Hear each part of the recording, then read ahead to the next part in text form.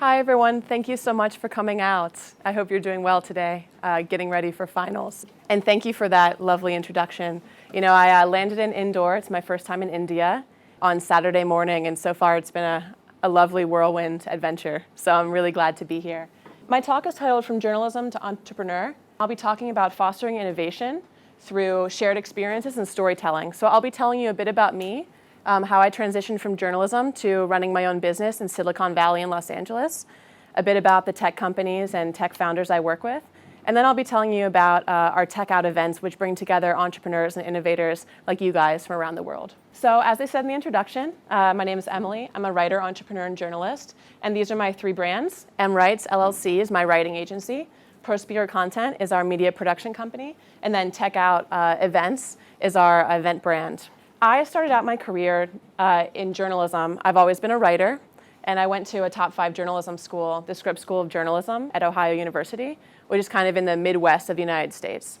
Really strenuous program, really great training in magazine journalism. I also did a lot of science and tech writing there. But when I graduated, it was the recession in the US, so it was difficult to find a job at a big newspaper in a big city. Many newspapers were already downsizing due to digital publishing. So I took the adventure of taking a reporting job in a small town in New Mexico called Roswell. And this is really like the wild, wild west. I pulled a few clips here. Roswell is very famous in the United States for being a place where there was a supposed UFO landing in 1947. And as you see, the McDonald's is shaped like a UFO.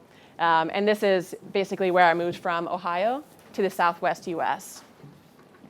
So Roswell only has 48,000 people, so very, very small compared to Indore and other cities in India, but it's the 5th largest city in New Mexico, which comes to show you that New Mexico is really the wild, wild west. Lots of open space, very few people. Like I said, the main industries in Roswell are the dairy industry and alien tourism.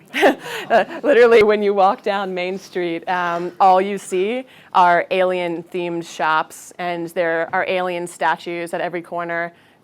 All the street lights look like alien heads. It's really funny. And actually, my first night in the newsroom, it was midnight, and it was a long day. I was out chasing stories, my first day ever on the job as a journalist. And at midnight, a call comes through, and my editor told me, okay, you get that, because you're the new person, so you have to stay and field the call. And it was this old man who was telling me all about an alien sighting, aliens jumping from a mothership in the northwest corner of town. And I took down notes because I thought, okay, someday this will be a really, really good story for me to tell someone. And I got the guy's name, I hang up the phone, and I'm walking out, and I tell my editor, this guy named Bob Maples just told me there was an alien sighting, and he said, oh, Bob Maples is the longest running elected official in Roswell history. So it comes to show you that even the politicians there have a bit of alien fever. But I did do a lot of good journalism there. This is me, believe it or not, different hair color 5 years ago. I went undercover in the jails there to report on abuse toward mentally ill inmates. It's a problem in New Mexico because it's a rural state with not a lot of funding and resources. Mentally ill individuals were basically being thrown in jail because there was nowhere else for them to go. So I went undercover in that ill-fitting uniform, and they somehow believed I was a jail guard. And I worked 48 hours of shifts and reported on all those issues. Soon after that, I moved to Santa Fe, New Mexico, which is the state capital. A much more vibrant city, a lot more culture, less alien influence. And I worked for the Santa Fe New Mexican, which is an award-winning daily newspaper, very large circulation. I did a lot of reporting. These are some of my early stories and clips, a little more about Santa Fe that I already told you. But what really struck me while I was in Santa Fe is that there were very few reporters who were willing to tackle science, tech, health, and medicine topics. As you can imagine, as a journalist, you have a wide background so you can write about lots of subjects effectively. But very few journalists were trained or had the desire to ask enough questions so that they could break down really complex things for a general newspaper audience. So I decided to tackle this because this was an area where our newspaper had no coverage. So I essentially picked up the science, tech, and medical beat. I did a lot of reporting on the Pueblos here, the Native American Pueblos a little bit north of Santa Fe, talking about health issues there. I also did a lot of reporting at Los Alamos National Laboratory, which is a very famous historic research facility where they developed the atomic bombs around World War II.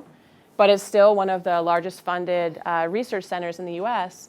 And so I went in there and I did a lot of research with highly sensitive classified information, met with a lot of researchers and scientists and technologists who were doing really, really fascinating work on a variety of projects. And that's when I realized that specialists in the tech and the science and medical fields really needed someone like me, a writer who could really help them translate their very complex research or their backgrounds for a general audience so people actually see the value in all the hard work they're doing. This kind of prompted my move to starting my own business. Of course, at the time, the newspaper industry was going downhill, so they were cutting jobs. So I thought, I was in my early 20s, and I knew that there was more out there for me, and I wanted to tackle these tougher issues. So I moved to Los Angeles and launched my own business, first starting out working with tech founders, startups, researchers, things like that. So that brings us to the second part of my story, which is all about launching my business, Writes, in the heart of the tech scene, because I'm basically operating out of Silicon Valley and Los Angeles, big startup worlds. So a little bit about my company. As you already know, I'm a writer, a researcher. We do written content for thought leaders, startups, and brands. We have offices in Los Angeles and San Francisco. San Francisco is a little bit north of Silicon Valley, and also expanding into Europe and opening a European office sometime in the following year.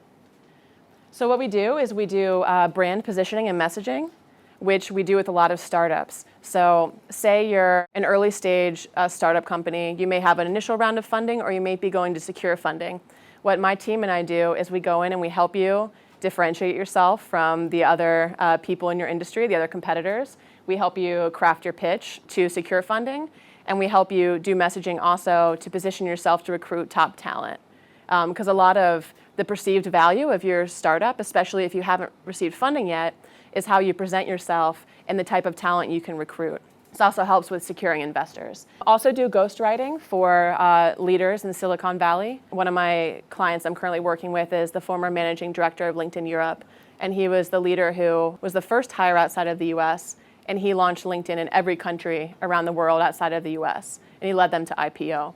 So I'm working with him on a lot of books about leadership during hypergrowth, so high growth periods that a lot of tech companies around the world experience. Also do copywriting for a lot of the brands I work with, so whether they're tech startups or larger established companies, helping them basically position themselves to appeal to clients and customers through case studies, white papers, also academic journal articles. I work with a lot of biotech companies and help them author these type of papers.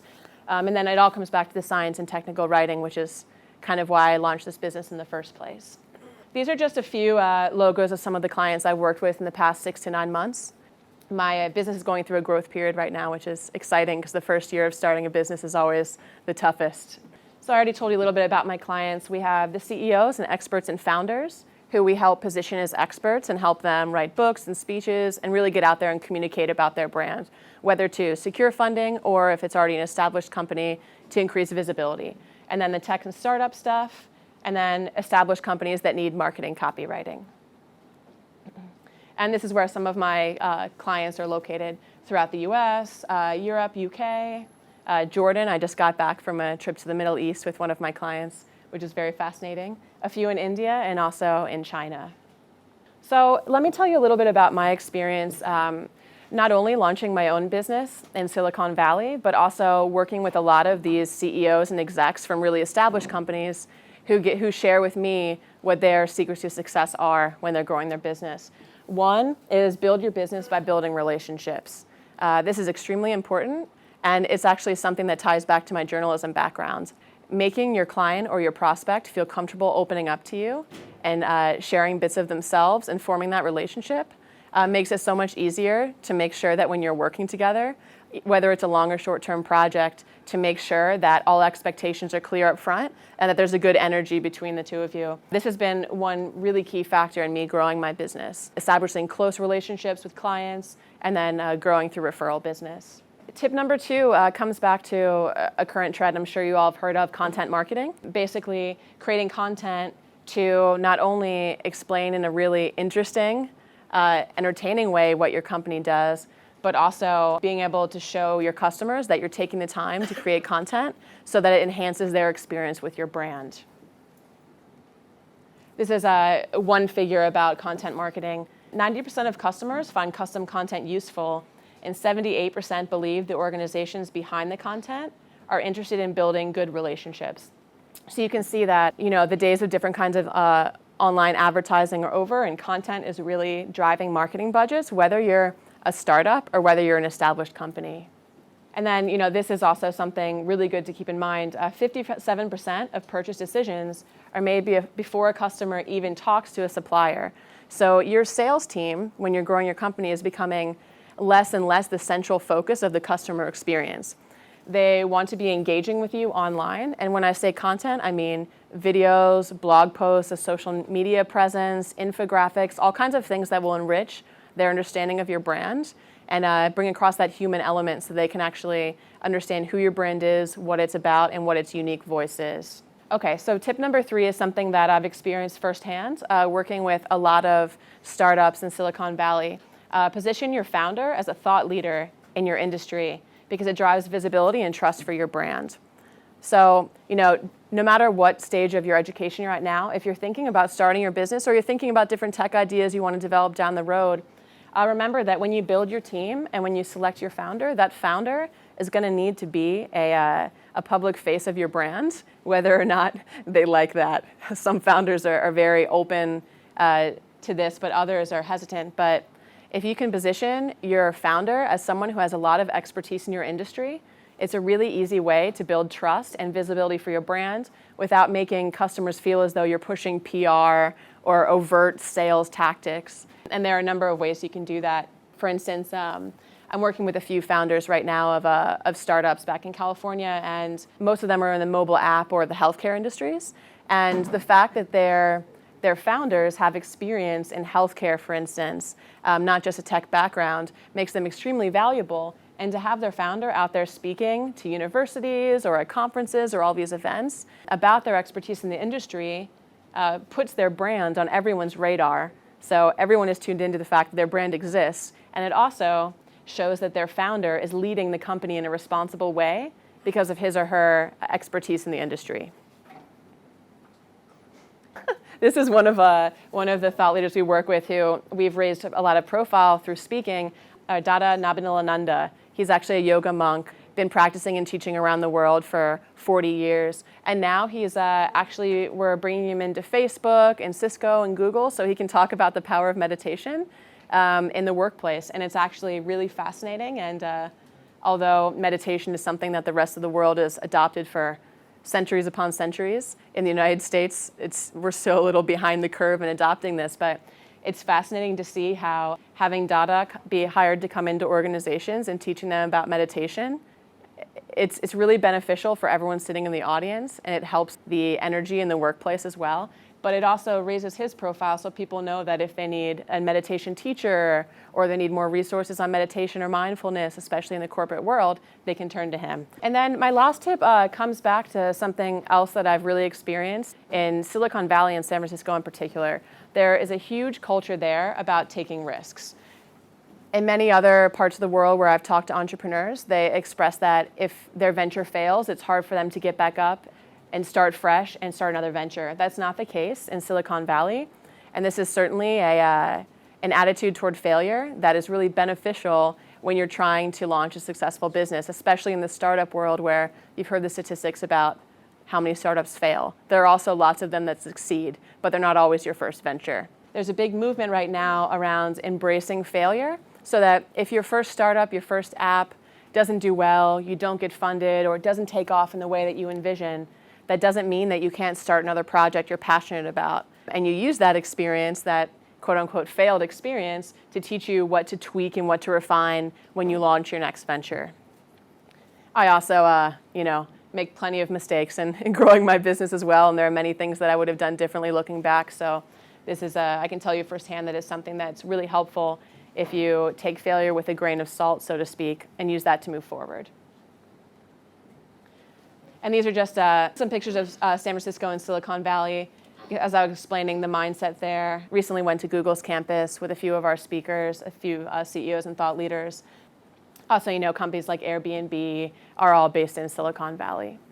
Through my work, working with CEOs and founders and experts, and also lots of really cool, innovative startups, I've realized that the real way to foster collaboration and innovation is through bringing all these people together for an actual in-person experience. So that's why we launched TechOut Events. I'd love to tell you a little bit about this and how we foster innovation through events. It's our logo. So TechOuts are one-day conferences, and they're interactive. Interactive meaning that we bring together hackers and makers and 3D printers and robotics experts, people who are actually doing tangible tech, coders as well. We bring them together with more traditional entrepreneur communities, so there can be really cool partnerships there. Because what I've found is that whether you're a student or you're a professional or any stage in your career, often when you go to the same kind of events or the same kind of meetings, you're with the same group of people all the time. And although it's good to foster those relationships, it's really great to go to events where you're meeting new people and you're fostering, real connections. So that was the inspiration behind TechOut Events. So our first event was TechOut Los Angeles. This is one of our speakers, Enrique Legaspi. He's done work around the world with tech access, especially in underprivileged areas. He's a teacher at Boyle Heights in Los Angeles, which is in South LA.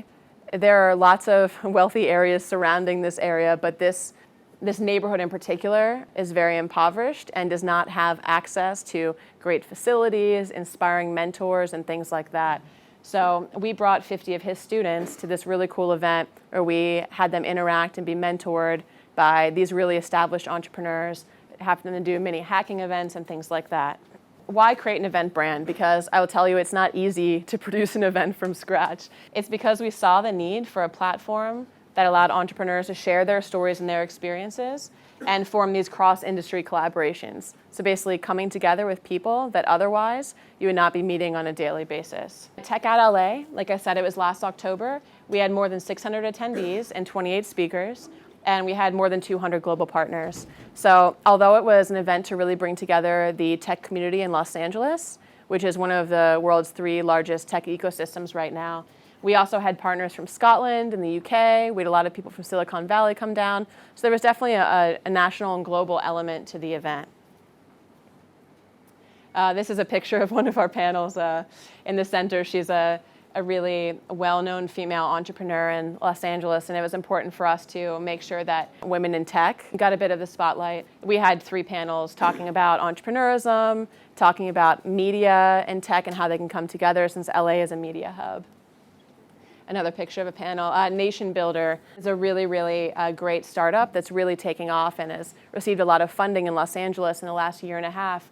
And what they do is they provide you an online platform where you can basically start an advocacy movement. You not only have an easy website builder, but you also have built-in email marketing analytics, different calls to actions, different kind of campaigns that would appeal to someone who's either a political activist or a social activist or someone trying to really grow a community online. And they are one of our biggest partners with the event. Another female entrepreneur from Hubbell Stay, which is basically similar to Airbnb in that it allows you to rent rooms for an inexpensive rate for 1 or 2 nights, but they're more into the adventure world. So if you want to go stay in a hut in somewhere halfway across the world, or if you want to stay on a farm in the Midwest of the United States, like where I went to college, you can do all those things and find those interesting experiences. As I said, we had a maker room. We had electronic STEM STEAM carnival games. We had 3D printers. We also had a lot of VR. Virtual reality is a kind of a maker movement that's really taking off in Los Angeles right now. So it was definitely an interesting experience for students and also adults who had never tried on Oculus goggles to try that. So TechOut Los Angeles, it was a well-produced event. We had a really great attendee list, but at the end of the day, it was a grassroots startup effort. Myself and 3 other people basically launched this event from scratch in 30 days. I created the logo, I built the website, I did the email marketing, I called people for 12 hours a day to sell tickets and bring people into the event, and I oversaw all the strategic partnerships too. So partnering with other like-minded organizations in Los Angeles. So it comes to show you that if you're willing to work hard and take on many different roles, you can achieve something really great in a non-traditional route. Traditionally, if you're an event producer, producing a conference this size, you would take a year to do it, but we did it in 30 days. Yeah, and that's a little bit more about the startup mentality I just mentioned. Being able to be flexible and changing strategy midstream when something isn't working, whether that's lowering ticket prices or hiring people to go out in the street and hand out flyers for TechOut, or even changing the website to increase user experience and to increase actual ticket purchases. And then just being willing to hustle and make phone calls and reach out to the community and really make it happen. All right, I want to show you the video now. Money is certainly a motivator, but it's not the primary reason. The primary motivator for being an entrepreneur is that they could change the world.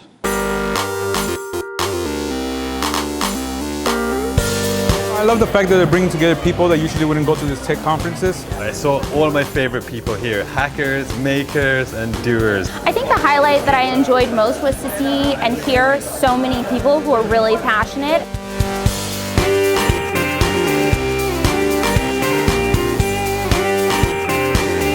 We're here in the crossroads of media and tech, great talent everywhere.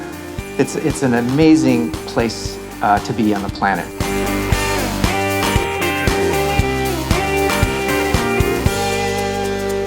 One of the powerful things about being a nerd and being an engineer, and you have this willingness to sort of solve any problem, right? Be able to solve any problem, that you have the tools to be able to solve any problem, that you're not dependent on anybody else. And it's a really important mindset, right? And nowadays, the tools are better than they've ever been. All the technology in the world has one source, the human mind.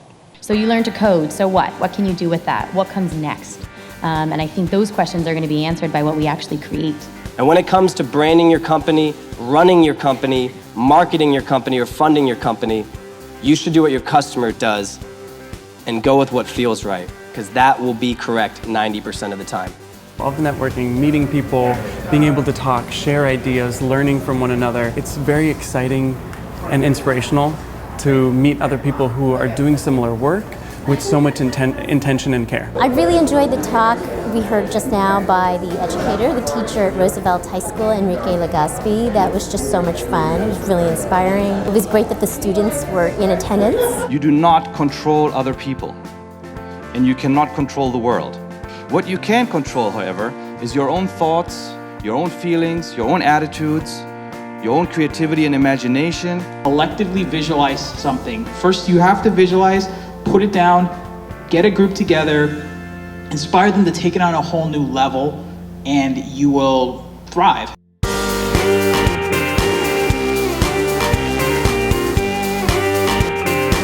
Man, I was like, I feel that connection, you know, I feel that motivation, I feel that inspiration, that passion. This has been a stunning success, huge audience and great speakers. Feel like you're sharing the energy, especially with TechOut being so oriented towards startups and technology, because this is where the future is going and you don't want to be left behind.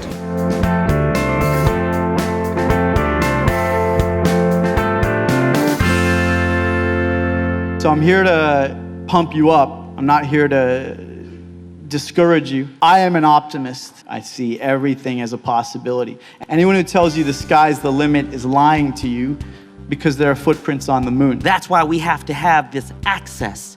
The access to these power tools like GIS, 3D printing, large format printers.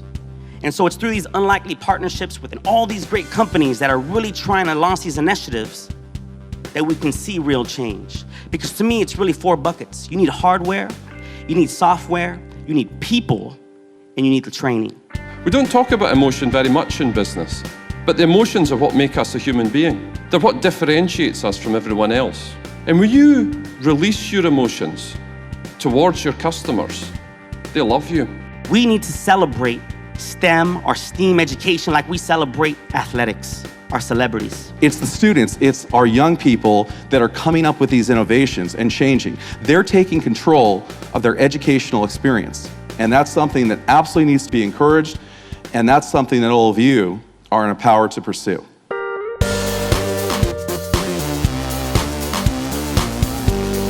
This event started with a dream and a set of inspirations that we all had. It started with our desires and our motivations to accomplish something bigger than ourselves, to share it with many people.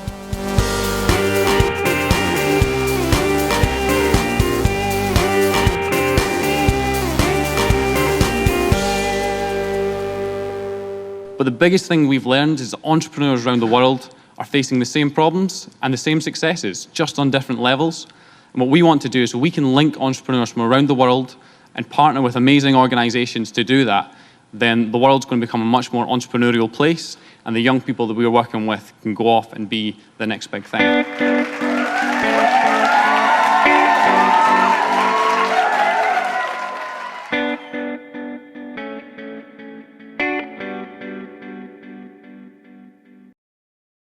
So that was the highlight reel. Essentially what we did was we had a camera crew of 10 different people roaming throughout the conference. They captured people interacting with tech in the maker room. They captured every presentation in full. They turned the camera to audience members and actually asked them about their real thoughts and feedback on the event. And we kind of combined all of those moments and the key moments from presentations into a really cool event video.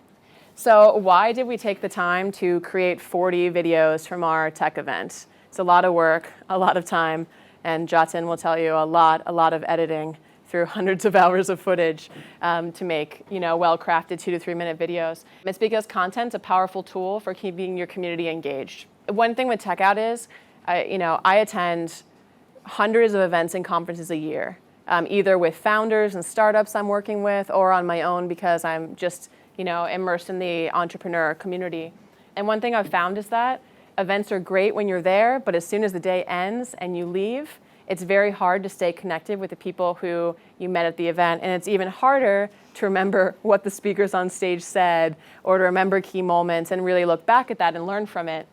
So that's why it was so important for us to do full videos of every presentation, to do the audience reactions, and all this type of video that we then sent out, one by one via email, straddled over a month period. And we suddenly saw that all our community was coming back together, sharing the videos, engaging online.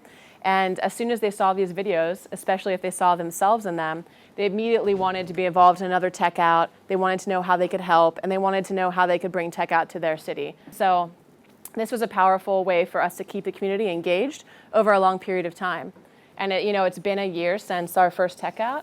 And a lot of the people who met there are now working on startups together, collaborating together, or working together in other capacities. So that to me shows that it was a success. And this comes back to creating a movement in a community, not just an event that goes from 9 a.m. till 5 p.m. and then you forget about it or come home with a stack of business cards that mean nothing. So this all comes back to what I was saying before. Right now, your students at a high level, different levels, it's very important not to just exchange business cards when you network or meet new people. It's important to actually form a human connection and then immerse yourself in your local innovator or entrepreneur community. I think you'll find that this is where the real innovation happens. And then once you build a really strong local community, then you can go global and connect with other communities around the world. And you see lots of the most successful entrepreneurs that I know have started local, built something really strong, built a local tech or entrepreneur movement community, and then branched out and partnered with other communities. And that's how you grow something really large and really influential really fast. And I was at Web Summit just a few weeks ago in Dublin, Ireland. And it's Europe's biggest tech conference. There were, I think, 2,000 startups exhibiting, and there were 40,000 people attending. So it was a massive event. And I saw startups from all around the world. And the ones that I saw that were India-based were far more along in their process than ones from other countries across the board. And I think there's a really interesting movement going on here, and I think you're all lucky to be part of it. And I'm excited to learn more of it as I see more of India over the next few weeks as well. Okay, so the bottom line, the best innovation comes when you connect with other people who are passionate about what they do. This all comes back to the human connection, why it's important to have an event, not just for handing out business cards, but to actually connect with people who can become collaborators, who you may be starting businesses with eventually. But if not, just exchanging ideas and learning from people who have a different background and perspective from you is extremely important to being able to innovate and create something new and fresh. And I'm going to end with this quote from Seth Godin. He was a pretty well-known marketing expert in the US. People like us do things like this. Not everyone takes that next step to create a company or to be a technologist, to be in the startup world, to create something. But people like us do things like this because we're passionate about it and we want to make changes in our community, in our country, in the world. It may sound a little cliche, but that's the truth. So if you have that passion inside of you, make sure you do something with it, because not everyone has that, and it's an important thing.